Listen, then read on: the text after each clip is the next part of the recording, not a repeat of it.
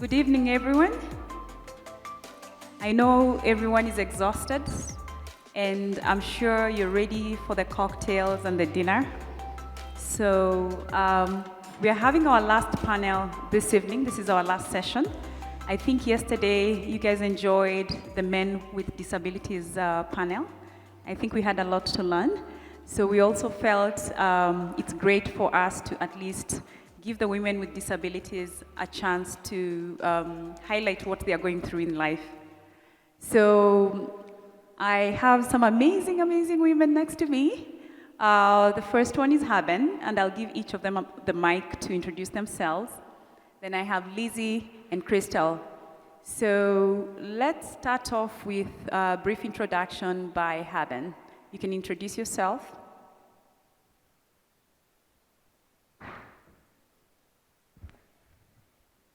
Hello, this is Haben Girma. I'm sitting up here with a braille computer on my lap and reading what's being said and responding by voice. I'm deafblind.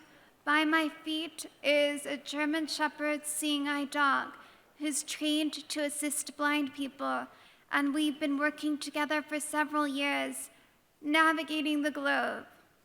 I work as a disability rights advocate. I was trained as an attorney at Harvard Law School, and I worked in litigation, making sure technology complies with the Americans with Disabilities Act, and that websites and apps are accessible to disabled people.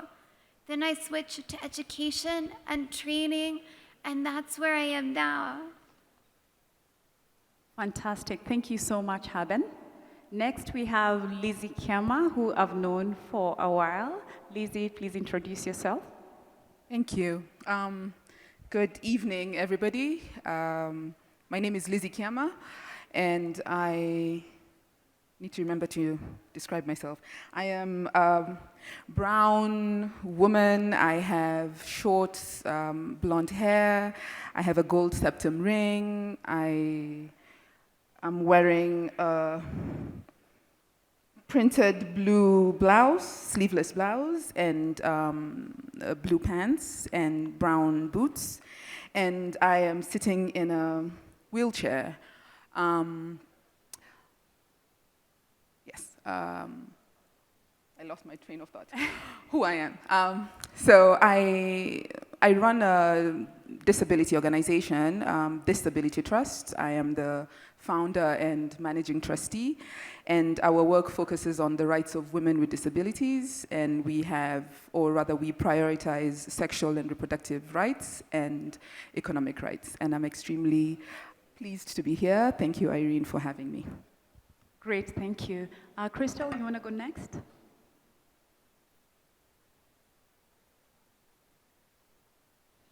Thank you. My name is Christell.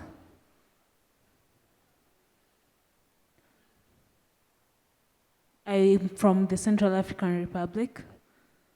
I work for an association of the deaf in CAR, where we advocate for the rights of deaf people in development and work.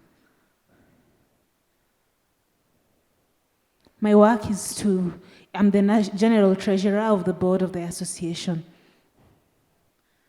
And I would really like to recommend that even as we continue this conference, that one of the biggest challenges we have in Central African Republic is that most of the time there's lack in sign language training for the teachers,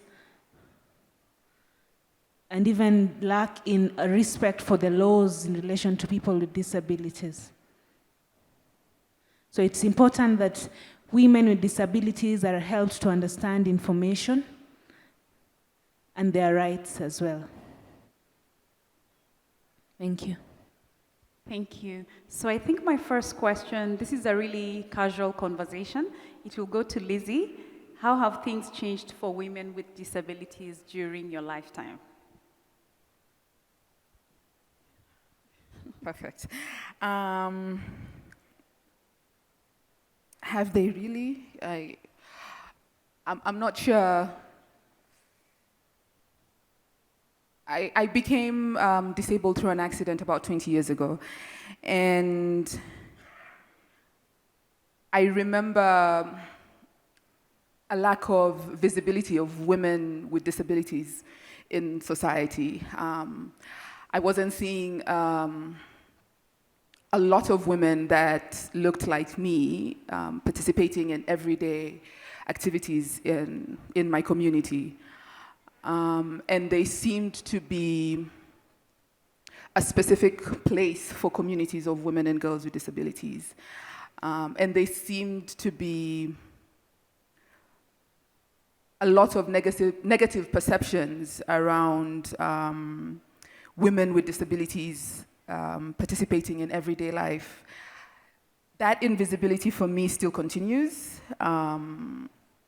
As much as we have made strides and there's a lot of advocacy that happens around the rights of women with disabilities, but I still feel for women with disabilities, it takes a lot more effort to show up and be present. I think in Kenya, because mainly we are a patriarchal society, so things are skewed. So as much as there have been advancements within disability rights, I think for women and girls with disabilities, progress is slow. And I think there's a lot of room for improvement. Thanks. Fantastic, thank you. And I want to apologize to Christell because I know our sign language interpreters are really trying hard. There's definitely a bit of a disconnect between the sign language that Christell knows and the sign language our local interpreters know. And those are some of the challenges we face in the disability spaces where you find maybe every country has a different type of sign language. So it makes it very difficult to scale. So, Christell, I'd like you to answer the same question that Lizzie answered. I'm just wondering what's the situation in your country when it comes to women with disabilities? Are you seeing like they're finding their place in society, or are they still hidden?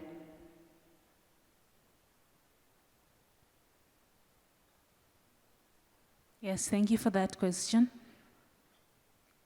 As deaf women especially, like I said before, one of the issues we face is in communication, because in most of the institutions there's no sign language training. And therefore, it is very difficult for them to even respect women with disabilities and deaf women. They just disregard it. The organizations would not want to include you, not want to employ you. Most of the time, women with disabilities end up facing gender-based violence because of the same. No respect for women at all. The laws do not even stand up for us because no one respects the laws.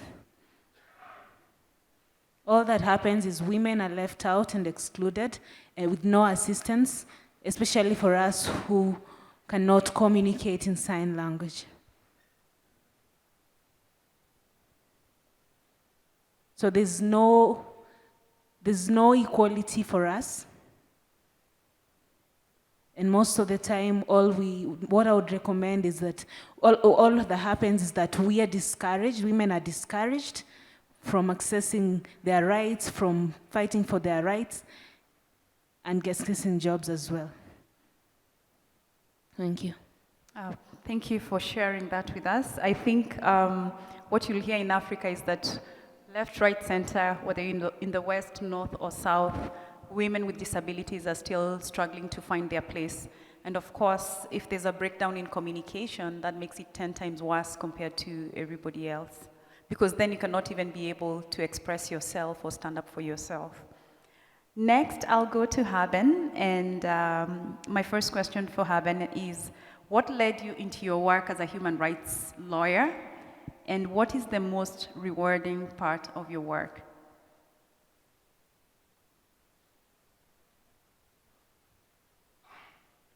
Society was constantly giving me a message that says, you're too much, you don't belong here. And I grew up receiving those messages. And It makes it hard to have access to school or even employment when you're constantly being told you don't belong. And that is ableism. It often intersects with sexism. It's harder to know if I'm being denied a job because of sexism or racism, because many societies have reached a point where they know at least not to be obvious about that. But there's still a lot of places that will openly say, sorry, we don't allow disabled people here, or you can't do this job. There's no way a blind person could do this job. So I was experiencing that, and it's those experiences that led me to become a disability rights attorney. The system of ableism was preventing disabled people from getting jobs. Ableism, I'm going to spell it out, ABLEISM. It's the concept of being fully able-bodied as a necessary requirement to having value in life. That's wrong. You do not need to be fully able-bodied to have value. All of us have value. All of us deserve dignity. But ableism says otherwise. So discrimination in school, discrimination in tech, discrimination in employment, all of that falls under the umbrella of ableism, and it needs to stop. So I wanted to become a lawyer to help stop that. And I went to Harvard Law School and took disability rights law, one of their courses. I studied negotiation to try to learn how to convince non-disabled people to invest in accessibility. It's an ongoing process to educate people that there's value in including disabled people in the tech we build and the societies we create. So that's what ultimately brought me to disability rights law. And the most rewarding part of my work is when people actually change, when organizations choose to make their websites accessible, or they decide to build tech that includes disabled people, or increasing hiring of disabled people. I worked on a case that helped make a library more accessible. I love books, and I want anyone who enjoys reading books to have access to libraries. So that was a really rewarding experience for me. Thank you so much, Haben. I think one critical point you raised is that depending on where you live, discrimination can come in many forms. For Haben, she also happens to experience, she can experience sexism or anything to do with her disability, but also racism. So depending on where you live, if you're in Africa, you might not experience racism, but for her, it's something that also comes across. So another question the next person I'd like to ask a question is Lizzie, but before I do, I wanted to mention that in our assistive technology program, we have roughly 1,000 blind and low vision students attending every day. And the experience we've had for almost the last 13 years is the girls always lag behind. And the boys, and when you speak to the girls, they say boys are extremely competitive, they're always the first.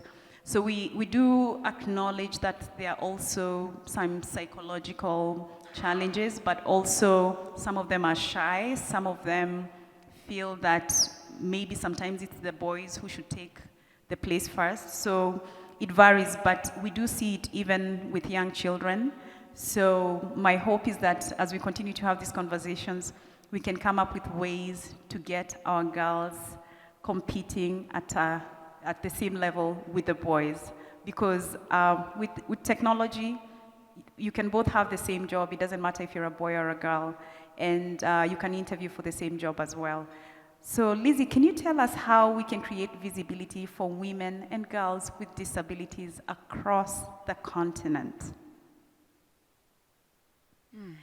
I think me and what has worked at Disability is being or jealously guarding or centering women and girls with disabilities, doing it to a fault. It rubs different actors the wrong way sometimes, but for us, we believe that it is extremely important to invest in women with disabilities and make them the center of everything. So when it comes to visibility, media plays an incredible role in not only changing public perceptions around disability, because what we know or how we are socialized around disability has created a bias among society. And it's important to create opportunities for people to unlearn what they know about disability. So for us, we center women with disabilities. We make them the main focus and empower them in different ways to ensure that they are telling their stories, they themselves. So it does not come from a charity standpoint. We ensure that they are empowered enough to articulate their rights, to demand for those rights, and to push back. For me, I think it's extremely important for women with disabilities to know that they do not need to ask for permission to exist. And unfortunately, just like your experience with the girls with disabilities, that is the reality, that we have to tiptoe around everybody else in society, and that for us, we do not have the right to exist in our fullness as women, and in the different ways that which we navigate life in.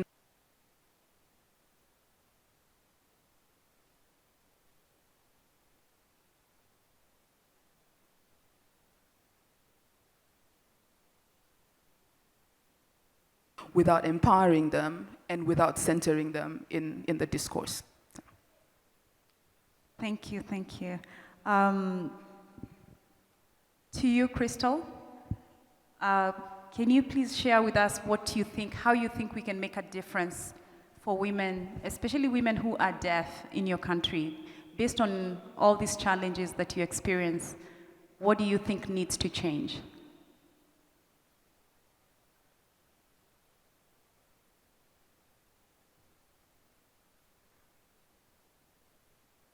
Thank you. Thank you so much for even having me here. So the first thing would be for the press to highlight the activities of the Association for the Deaf in my country. Because if they highlight the activities that we do, then people are able to see what we do, and they continue showing and showcasing. People are able to now know what we do. The second thing is UNDP has been very helpful because it recognizes the work that we do as an association. And even if they continue talking about what we do and supporting us, that also improves the life of the deaf people. It helps them improve their lives, it helps them improve, and we'll be very grateful as an organization for the support that we've received. But the problem is even the government doesn't seem to recognize our work or support what the deaf people and the Deaf Association does.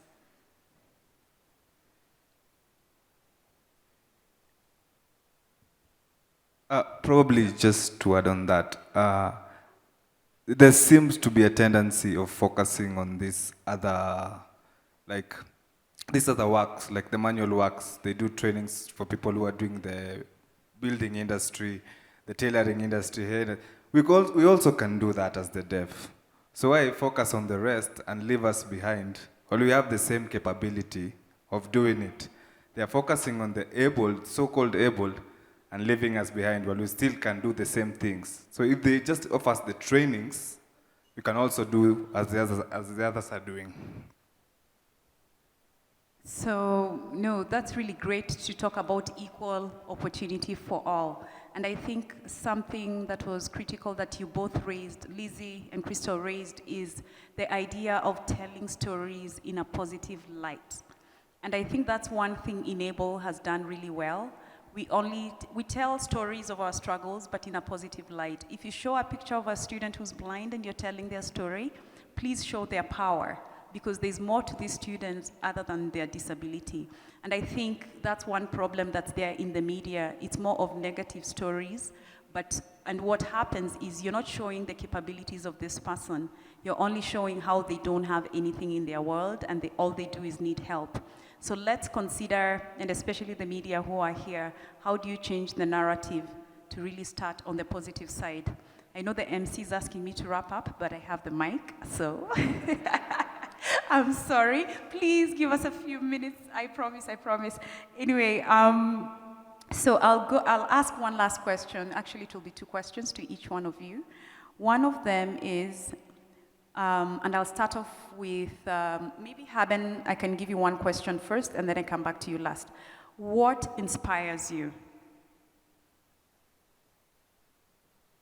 There are so many fabulous disabled women who inspire me. The women I've been meeting here at the conference, there are many talented disabled women. We have some of them on stage. And I think it's really great that inABLE is amplifying the work of disabled women as well as disabled men, because positive stories are a way to change. So to answer your question, disabled activists and leaders inspire me. Fantastic. Thank you so much, Haben. Lizzie, what can we do as women to lift each other up, and how can we involve men in the fight for equality? What can we do as women to hold each other up?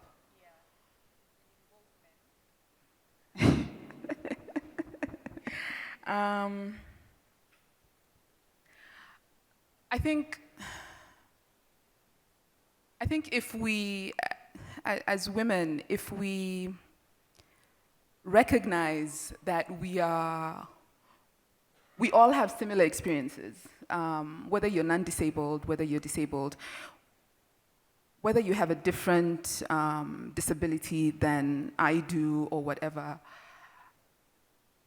And actually, social status also does not mean anything. As long as you're a woman, your experiences are more or less similar. And I think if we can begin to prioritize how connected we are, and that the divisive politics, keep us separated for a reason, we will not move forward. In Kenya, for example, the women's rights movement does not necessarily include the movement of women with disabilities, and you're always having to choose how you're representing yourself. Are you identifying as a person with a disability today, or are you identifying as a woman?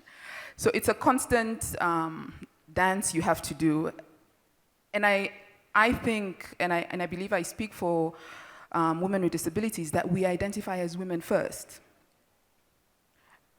And then all the other intersectionalities show up later. So I think it's important to be able to see ourselves in one another as women, that we're all fighting the same fight, and that we're stronger together.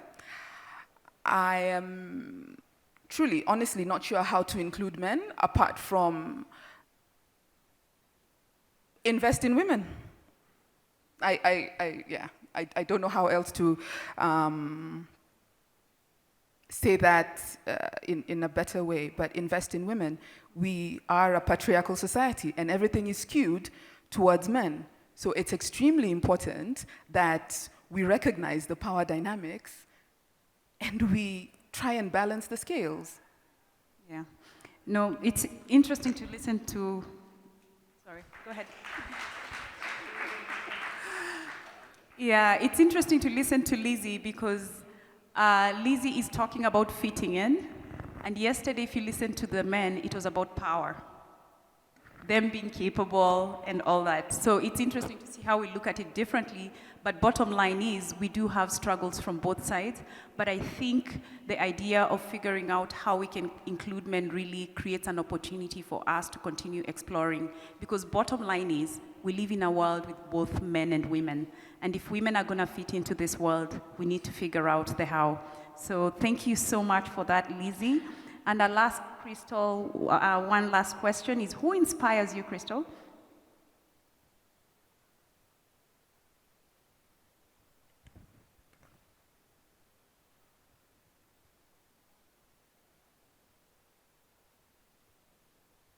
Yeah, thank you. But who inspires me is the role models we see, or rather we don't see in the society. We were meant to believe growing up that women are inferior. But seeing men stand up in podiums, women stand up in podiums rather, in trying to vie for political seats, as much as they are denied, but they are still trying, at least it gives me the encouragement to know that sooner or later, we are going to be somewhat equal if we continue fighting this fight. So, yeah, so the women in power and the women who try to be in power, trying to support us to fight for our rights, they really inspire me a lot. And they encourage us, even as the women living with disabilities in our countries. Thank you. So my last question will now go to Haben. Haben, what is the most rewarding part of your work?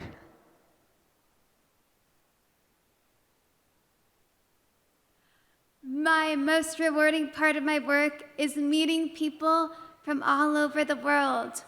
I also want to add, I think one of the most effective ways to increase opportunities for women is to train men to be more aware of the ways that sexism and ableism intersect. A lot of these things are invisible and not noticed, and there's so much pressure on women to always educate men.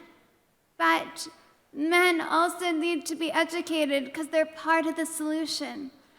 So let's also make sure that to increase opportunities for disabled women, we're also educating non-disabled men and disabled men. Fantastic. Thank you so much. I hope this session was worth your time. I know we are late, but we wanted to make sure we speak to the ladies. And I think one takeaway is that we need to figure out how to have a conversation with men when it comes to disability, because we need to be completely inclusive. So thank you so much for your time. Thank you, ladies.